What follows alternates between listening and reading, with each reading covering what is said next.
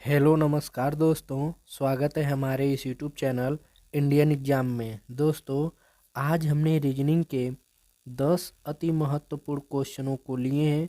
जो दोस्तों इस टाइप के क्वेश्चन आपको किसी भी कम्पिटिटिव एग्जाम में देखने को मिल सकते हैं। तो दोस्तों, आप लोग वीडियो को अंत तक देखिए और अपने दोस्तों को भी शेयर कर दीजिए ताकि इससे आप लोगों को लाभ हो सके। और दोस्तों, ये प्रैक्टिस सेट नंबर 41 है। अगर आप लोग 40 नहीं देखे हैं तो हम इसका प्लेलिस्ट बना दिए हैं, आप लोग प्लेलिस्ट में जाकर देख सकते हैं। तो दोस्तों, आइए क्लास को शुरू करते हैं और देखते हैं हम लोग पहला प्रश्न।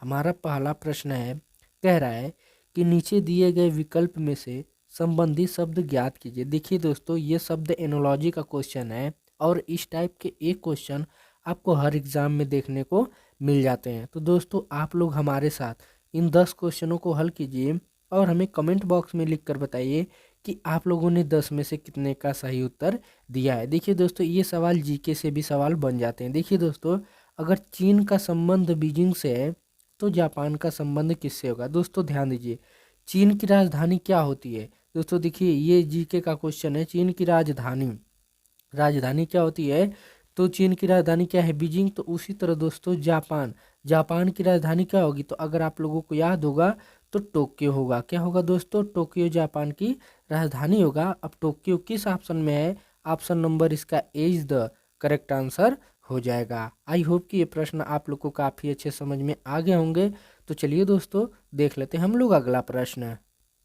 तो दोस्तों, हमारा अगला प्रश्न है, प्रश्न नंबर 2 है। कह रहा है, नीचे दी गई श्रृंखला श्रेणी में प्रश्नवाचक चिन्ह के स्थान पर कौन सी संख्या आएगी। देखिए दोस्तों, ये श्रेणी श्रृंखला से क्वेश्चन है और इस टाइप के एक क्वेश्चन आपको हर एग्जाम में देखने को मिल जाते हैं। तो दोस्तों, इस वीडियो को रोकिए और खुद से इस क्वेश्चनों को हल करने का कोशिश किया करिए। देखिए दोस्तों, दिया है ये 100 से 105 हो गया है, ये फिर 92 हो गया है, फिर 113 हो गया, फिर 84 हो गया है।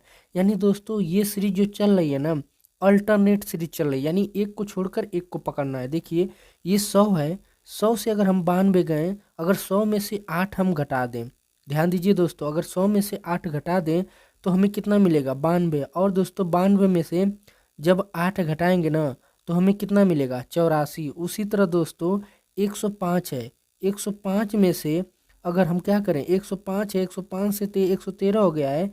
अगर 105 में दोस्तों हम 8 जोड़ दें तो 113, और 113 में दोस्तों जब 8 जोड़ेंगे ना तो देखिए 8 और 3 11 होगा, 11 होगा ना, फिर एक एक दो यानी 121 होगा। क्या होगा दोस्तों, 121 होगा। अब 121 हमारा किस ऑप्शन में है, ऑप्शन नंबर इसका ए इज द करेक्ट आंसर हो जाएगा। आई होप कि ये प्रश्न आप लोगों को काफ़ी अच्छे समझ में आ गए होंगे। तो चलिए दोस्तों, देख लेते हैं हम लोग अगला प्रश्न। हमारा अगला प्रश्न है, प्रश्न नंबर 3 है। कह रहा है, नीचे दिए गए विकल्प में से विषम शब्द ज्ञात कीजिए। देखिए दोस्तों, इस टाइप के भी एक क्वेश्चन आपको हर एग्जाम में देखने को मिल जाते हैं। तो दोस्तों, आप लोग वीडियो रोका करिए, फिर इसको हल करके कमेंट में आंसर बता दीजिए। फिर उसके बाद इस क्वेश्चन को आप लोग देखा करिए कि जो मैं सलूशन किया हूँ। देखिए, दिया है मिजोरम, दिया है मेघालय, दिया है मणिपुर, दिया है और भुवनेश्वर। तो दोस्तों देखिए, मिजोरम हो गया, मेघालय हो गया और मणिपुर, ये क्या है दोस्तों, राज्य है। क्या है दोस्तों, राज्य है। लेकिन जो भुवनेश्वर है ना, भुवनेश्वर राजधानी है। दोस्तों ध्यान दीजिए, ये क्या है, राजधानी है। अब भुवनेश्वर किसकी राजधानी है, तो आप लोग को याद होगा दोस्तों, तो ये उड़ीसा की क्या है, राजधानी है। भुवनेश्वर कहाँ की राजधानी है, उड़ीसा की। तो यानी मिजोरम, मेघालय और मणिपुर ये एक राज्य है, लेकिन भुवनेश्वर राजधानी है। तो हमसे वही पूछा है जो अलग है इन तीनों से। तो ऑप्शन नंबर इसका D is the correct answer हो जाएगा। आई होप कि ये प्रश्न भी आप लोग को काफ़ी अच्छे समझ में आ गए होंगे। तो चलिए दोस्तों, देख लेते हैं हम लोग अगला प्रश्न। तो दोस्तों, हमारा अगला प्रश्न है, प्रश्न नंबर 4 है। नीचे दिए गए विकल्प में से संबंधित संख्या ज्ञात कीजिए। देखिए दोस्तों, ये शब्द संख्या एनोलॉजी का क्वेश्चन है और इस टाइप के भी एक क्वेश्चन आपको हर एग्जाम में देखने को मिल जाते हैं। देखिए दोस्तों, जो दिया है 750 ना, 750 का संबंध 5 से है, तो हमें यही निकालना है। पहले ये संबंध निकाल लेंगे ना तो हमें इस क्वेश्चन मार्क की जगह पे आसानी से पता चल जाएगा। दोस्तों ध्यान दीजिए, ये 5 है। अगर दोस्तों मैं 5 का क्यूब कर दूं, 5 का क्यूब करके 6 का गुणा कर दूं, ध्यान दीजिए दोस्तों ये लॉजिक, अगर 5 का क्यूब करके 6 का गुणा कर दूं तो हमें कितना मिलेगा दोस्तों, 750 मिल जाएगा। कितना मिलेगा दोस्तों, 750। उसी तरह दोस्तों ये 4 है, अगर मैं 4 का क्यूब कर दूं, अगर दोस्तों मैं 4 का क्यूब करके, ध्यान दीजिए, 4 का क्यूब करके 6 का गुणा कर दूं तो हमें कितना मिलेगा दोस्तों, 384 मिलेगा। कितना मिलेगा, 384। उसी तरह दोस्तों ध्यान दीजिए, यहाँ पे अब इस ऑप्शन में से हमें एक संख्या, कोई एक संख्या उठाएं जिसका वर्ग क्यूब करें, क्यूब करने के बाद 6 गुणा कर दें, जो 30, 30 और 72 आ जाना चाहिए। अगर दोस्तों ऑप्शन नंबर में सी को उठाता हूँ, ऑप्शन नंबर सी में क्या है, 8 है। अगर दोस्तों 8 का क्यूब कर दें, 8 का क्यूब करेंगे तो कितना होगा दोस्तों, 512 होगा। कितना होगा, 512। फिर इसमें 6 का गुणा कर दें, ध्यान दीजिए, जब 6 का गुणा करेंगे तो देखिए 6 दूना के 12 को 2, हासिल 1 बचा, 6 कम 6, 6 1 7 और 6 पाँचे 30, यानी कितना मिल गया दोस्तों, 30 72 मिल गया ना। 30 72 देखिए यहाँ पे दिया हुआ है, यानी प्रश्नवाचक चिन्ह पे क्या रखेंगे कि हमें 30 72 मिलेगा, तो दोस्तों 8 रखेंगे तो हमें 30 72 मिल जाएगा। तो यानी इसका सही उत्तर क्या हो जाएगा, option number C is the correct answer हो जाएगा। आई होप कि प्रश्न भी आप लोग को काफ़ी अच्छे समझ में आ गए होंगे। तो चलिए दोस्तों देख लेते हैं हम लोग अगला प्रश्न। हमारा अगला प्रश्न है प्रश्न नंबर 5, कह रहा है कि उस वेन आरेख का चयन करें जो दिए गए वर्गों के बीच संबंध को सर्वोत्तम रूप से दर्शाता है। जैसे दिया है कबूतर, भालू, पक्षी। तो दोस्तों ध्यान दीजिए, इसमें कॉमन क्या है, देखिए कबूतर का संबंध पक्षी से है, लेकिन भालू का संबंध ना ही कबूतर से है ना ही पक्षी से है। तो दोस्तों देखिए पक्षी के अंदर कबूतर आ जाएगा, लेकिन भालू एक जानवर है तो ये अलग हो जाएगा। तो ऐसा वेनारे किस ऑप्शन में है, ऑप्शन नंबर इसका 20 द करेक्ट आंसर हो जाएगा। आई होप कि ये प्रश्न भी आप लोग को काफ़ी अच्छे समझ में आ गए होंगे। तो चलिए दोस्तों देख लेते हैं हम लोग अगला प्रश्न। हमारा अगला प्रश्न है प्रश्न नंबर 6 है, कह रहा है यदि किसी निश्चित कूट भाषा में CHAP को 97 56 और PACE को 59 63 लिखा जाता है तो उसी कूट भाषा में यच को क्या लिखा जाएगा। देखिए दोस्तों ये बहुत आसान क्वेश्चन है, आप लोग वीडियो रोकिए और खुद से इस क्वेश्चन को बनाने का कोशिश कीजिए। देखिए दिया है CHAP, यानी CHAP को क्या लिखा गया है, 97 56 लिखा गया है ना। उसी तरह दोस्तों PACE को 59 63 लिखा गया ना। तो हमसे पूछा है कि H को क्या लिखेंगे, यही तो पूछा है। तो दोस्तों ध्यान दीजिए, इसमें कुछ नहीं, देखिए C के संबंध में क्या है, 9 है, H का क्या है, 7 है, A का 5 है, P का 6 है।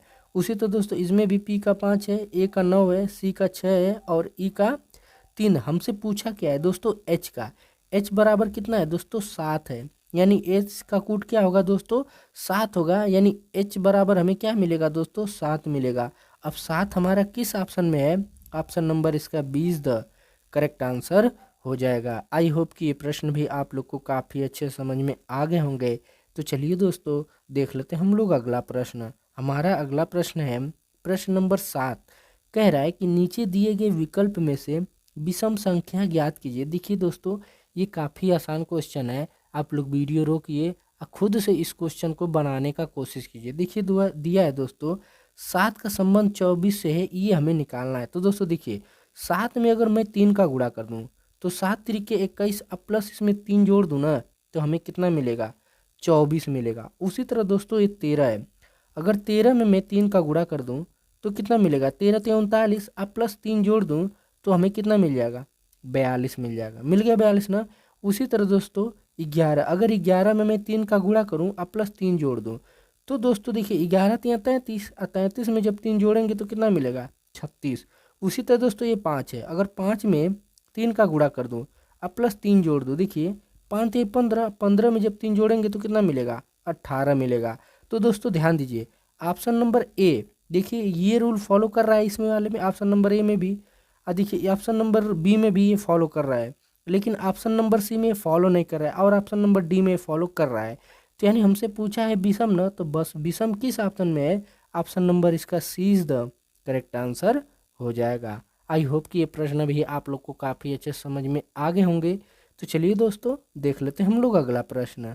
हमारा अगला प्रश्न है, कह रहा है कि देखिए क्वेश्चन नंबर 8 है, कह रहा है नीचे दिए गए विकल्प में से संबंधित शब्द चुनिए। देखिए दोस्तों ये शब्द एनोलॉजी का क्वेश्चन है। देखिए दिया है, अगर थल सेना का संबंध भूमि से है तो नौसेना का संबंध किससे होगा। देखिए थल सेना, जब थल सेना लड़ाई लड़ती है, यानी थल सेना किस पे रहती है, अगर रहना भी हम इसको ले लें तो थल सेना रहती है या लड़ती है, इसे लड़ती है दोस्तों। जब लड़ाई होती है यानी युद्ध होता है थल सेना का तो लड़ती है दोस्तों कहाँ पे, जमीन पे। और जब नौसेना लड़ाई करती है यानी लड़ती है तो दोस्तों ये कहाँ में, ये जल से, यानी समुद्र में लड़ती है तो यानी रेगिस्तान में तो होगा नहीं, जंगल में तो होगा नहीं, पर्वत होगा नहीं, तो क्या होगा, जल। जल हमारा किस ऑप्शन में है, ऑप्शन नंबर इसका ए इज द करेक्ट आंसर हो जाएगा। आई होप कि ये प्रश्न भी आप लोग को काफ़ी अच्छे समझ में आ गए होंगे। तो चलिए दोस्तों देख लेते हैं हम लोग अगला प्रश्न। हमारा अगला प्रश्न है प्रश्न नंबर 9, कह रहा है नीचे दिए गए श्रेणी श्रृंखला में प्रश्नवाचक चिन्ह के स्थान पर कौन सी संख्या आएगी। दोस्तों ध्यान दीजिए, जो इसकी श्रेणी श्रृंखला है ना वो टाइपिंग में मिस्टेक हो गया है, तो मैं श्रेणी श्रृंखला को मैं खुद लिख दे रहा हूँ ताकि आप लोग इसको आसानी से बना लेंगे। देखिए ये टाइपिंग में मिस्टेक हो गया है तो कोई बात नहीं, आप लोग इसको आसानी से कर लेंगे।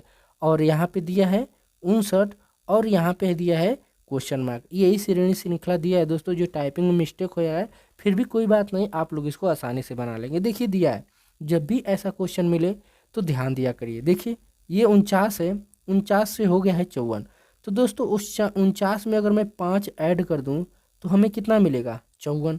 अब देखिए 54 से हो गया 44। देखिए 44 क्या किया जा रहा है, घटाया जा रहा है। अगर दोस्तों 54 में से, ध्यान दीजिए, अगर 54 में से मैं 10 घटा दूं तो हमें कितना मिलेगा, 44। और 44 में अब ध्यान दीजिए दोस्तों, यहाँ पे देखिए 5 जोड़ा जा रहा है, 10 घटाया जा रहा है। अब इसके बाद क्या करेंगे, 15 ऐड करेंगे। जब 44 में 15 ऐड करेंगे तो 5 4 9 4 1 5 यानी 59 मिला। अब दोस्तों इस क्वेश्चन मार्क की जगह पे हम क्या करेंगे, देखिए 5 जोड़े हैं, 10 घटाए हैं, 5 जोड़े हैं, तो यहाँ पे क्या करेंगे दोस्तों, 20 को घटाएंगे। जब दोस्तों 59 में से 20 घटाएंगे ये तो 9 मिलेगा। अब 5 में से 2, यहाँ पे देखिए ध्यान दीजिए, अगर 5 में से 2 जाएगा तो कितना बचेगा, 39, यानी प्रश्नवाचक चिन्ह के स्थान पे हमें क्या मिलेगा दोस्तों, 39 मिलेगा। 39 किस ऑप्शन में है, ऑप्शन नंबर इसका ए इज द करेक्ट आंसर हो जाएगा। आई होप कि ये प्रश्न भी आप लोग को काफ़ी अच्छे समझ में आ गए होंगे। तो चलिए दोस्तों देख लेते हैं हम लोग अगला प्रश्न। हमारा अगला प्रश्न है प्रश्न नंबर 10 है, कह रहा है कि नीचे दिए गए आकृति में प्रश्नवाचक चिन्ह के स्थान पर कौन सी संख्या आएगी। दोस्तों ध्यान दीजिए, जब भी ऐसी आकृति मिले तो ध्यान दीजिए इसमें क्या करते हैं, या तो हम लोग रो की तरफ से चलते हैं, हल करते हैं, या तो कॉलम की तरफ से। लेकिन दोस्तों इसमें रो की तरफ हल होगा, क्यों, क्योंकि देखिए बड़ी संख्या यहाँ पे दिया है, यहाँ पर बड़ी संख्या दिया है, और यहाँ पे जाहिर सी बात बड़ी संख्या हो गई, यानी इस दोनों में कुछ ना कुछ किया है तभी हमारा 100 आया है। तो दोस्तों ध्यान दीजिए क्या करेंगे कि ये 5 है ना, 5 में देखिए दोस्तों ध्यान दीजिए, अगर 5 में 1 जोड़ देते हैं तो 5 1 6, जब 6 का यहाँ पे देखिए इस 6 इसका वर्ग करेंगे तो कितना होगा, 6 6 का वर्ग कितना होता है दोस्तों 36, प्लस इस 7 में भी 1 जोड़ के वर्ग करेंगे तो 7 1 8, 8 का वर्ग कितना होगा 64। और जब इस जोड़ेंगे ना दोस्तों यहाँ पे क्या होगा 64, जब इन दोनों को जोड़ेंगे ना तो हमें कितना मिलेगा दोस्तों 100 मिलेगा, कितना मिलेगा 100।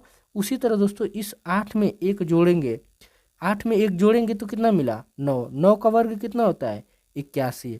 और दोस्तों ये 9 में 1 जोड़ेंगे तो 9 1 10, इसका वर्ग करेंगे तो कितना होगा दोस्तों 9 1 10, 10 का वर्ग कितना होगा 100 होगा। तो दोस्तों कितना जोड़ने पे आएगा 181 आएगा, कितना आया 181, तो वही 181 दिया हुआ है।